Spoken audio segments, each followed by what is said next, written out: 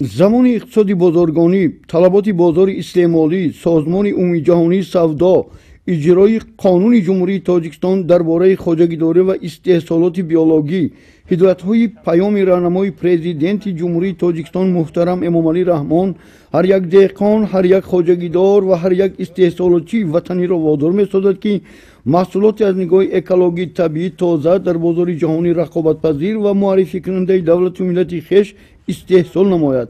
تاکید گردید در مشورت آموزشی کشاورزان در خواجگی تخم پروری کلاب جماعتی دیهاتی 20 سالگی استقلالیت ناحیه وخش با این مقصد در 12 شهر و ناحیه ولایت ختلان در موافقه با رهبریت مقامات اجرایی حاکمیت دولتی ولایت شهر و ناحیه و لایحه عاید به کشاورزی و اداره‌کنی زمین‌های کشاورزی در تاجیکستان در دایره تشبث آذوقه‌واری به خاطر آینده در سال 2023 عملی خواهد شد.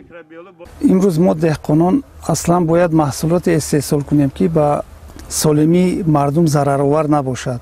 برای رسیدن به این هدف به استفاده زهر خیمیکات ها باید از پروای محلی، گیاه‌گوموس و مجموعه نوری‌های میکروبیولوژی استفاده برده با رعایت معیارهای آبمانی و اگرتکنیکای پرورش حاصلی از نگاه طبیعی اکولوژی تازه رویانیم. مقصد اساسی همین گونه مشورت‌های آموزشی نیز به همین خاطر میباشد. خوشبختانه در ناحیه وخش خواجگیداران این معنی را خوب درک کردند. در مشورت آموزشی به دهقانان فهمانیدند که با استفاده از مجموعه نوری‌های میکروبیولوژی، گیاه‌گوموس، رعایت قطعی معیارهای آبمانی، اگرتکنیکای پرورش زراعت با خرج کم میتوان حاصل از نگاه اکولوژی طبیعی تازه رقابت‌پذیر در بازار جهانی معرفی کننده دولت و ملت به دست آورد. همچنین دهقانان را ضرور است که خاک را از تشخیص گذرانیده از تخمی و نوهای خوشصفت منتخبات آزموده شده سرحاصل این یا آن زراعت از روی دستور توسعه عالمان ساحه کشاورزی ثمره‌ناک استفاده برند.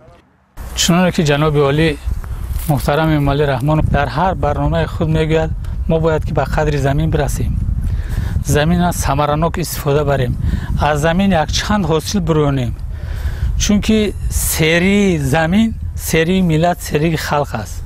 واقعا در بازار استعمالی طلبات به استحصال محصولات از نگاه اکولوژی طبیعی تازه سال تا سال زیاد می‌گردد.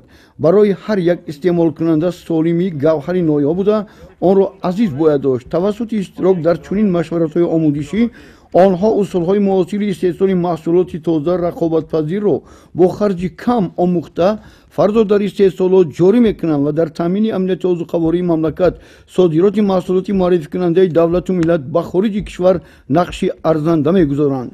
گفتیم متخصصان چخیلی که حاضر گفته گذاشتند عمل کردن هر یکی ما در کارهای هم با بودجه خود خواجگیدار و هم برای آینده برای سلامتی خلق و زمین با زهرآلود نکردن.